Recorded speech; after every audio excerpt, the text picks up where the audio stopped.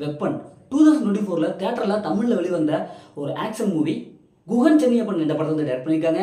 சத்யராஜ், வசந்த் ரவி, மாயகிருஷ்ணன், தன்யா மற்றும் படம் இந்த படத்தில் நடிச்சிருக்காங்க. இந்த படத்துடைய கதையை பார்த்துடலாம். படத்துடைய ஹீரோ ஒரு யூடியூபர். இவர் இயற்கையின் மீது ரொம்ப ஆர்வம் கொண்டவராக இருக்காரு. தேனி மாவட்டத்தில் இயற்கைக்கு எதிரான ஒரு சம்பவம் நடக்குது. அந்த சம்பவத்தில் இயற்கை யார் எதிர்க்கிறாங்களோ அவங்க வந்து அழிக்கப்படுறாங்க. இதுக்கெல்லாம் காரணம் ஒரு சக்தி வாய்ந்த மனிதர் ஒருத்தர் பூமியில் இருக்காரு, அவர் இயற்கையை எதிர்த்தா அவரு அவங்களை அழிச்சிடறாரு அப்படின்ட்டு நம்ம ஹீரோவான யூடியூபர் நம்புறாரு.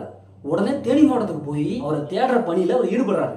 இன்னொரு பக்கம் வில்லனும் அவங்கள தேடுறாங்க. இப்போ இறுதியில் அந்த சக்தி வாய்ந்த மனிதன் யாரு, உண்மையிலேயே அந்த மனிதன் இருக்காரா இல்லையா, இறுதியில் என்ன ஆச்சு அப்படிங்கிறதா இந்த படத்துடைய ஆன்லைன்.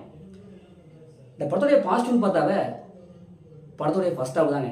ஃபர்ஸ்ட் ஹாஃப் ஸ்க்ரீனில் ரொம்ப சூப்பராக கொண்டு போயிருக்காங்க.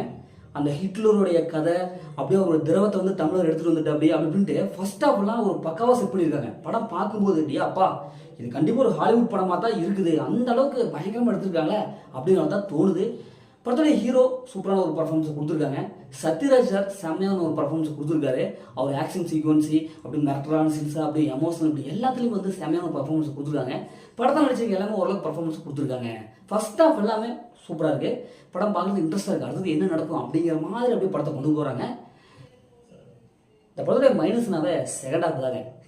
ஏப்பா ஃபர்ஸ்ட் ஹாஃபில் ஒரு சூப்பராக ஒரு ஹாலிவுட் ரேஞ்சுக்கு படத்தை கொடுத்துட்டு செகண்ட் ஹாஃபில் அது அப்படியே உல்ட்டாவும் மாறிடுச்சு. செகண்ட் ஹாஃபில் அந்த பிளாஷ்பேக் காட்சிகள் இதெல்லாம் பார்த்தா இன்னும் கொஞ்சம் அந்த ஃபர்ஸ்ட் ஹாஃபில் இந்த ஸ்பீடு செகண்ட் ஹாஃபில் இல்லை. ஸ்க்ரீன் பிளே அப்படியே ஆப்போசிட்டாக மாறிடுச்சு. ஏன்னா இவங்க வந்து அந்த மாஸ்க் அப்படின்ட்டு நிறைய விஷயத்த வந்து பண்ணியிருக்காங்க. ஆனால் செகண்ட் ஹாஃபில் அந்த ட்விஸ்ட் எண்டிங்கில் இவங்க வந்து கரெக்டாக கன்வியூ பண்ணவே இல்லை. ரொம்ப சிம்பிளாக இருக்கு. செகண்ட் ஹாஃபில் அட இதுதாயா இப்படிதாயா அப்படிங்கிறது தான் இருக்குது. இன்னும் அந்த கிராஃபிக்ஸ் விஎஃப்எக்ஸ் ஒர்க்கில் இன்னும் வந்து மெனக்கெட்டு பண்ணியிருக்கலாம். அதை வந்து நார்மலாக விட்டுட்டாங்க. அப்போ ஃபர்ஸ்ட் ஹாஃபில் காமிச்ச சீன்லாம் வேஸ்ட்டா அப்படிங்கிறது தான் இருக்குது. இவங்க தெளிவான ஒரு கதையை வந்து சொல்லலை.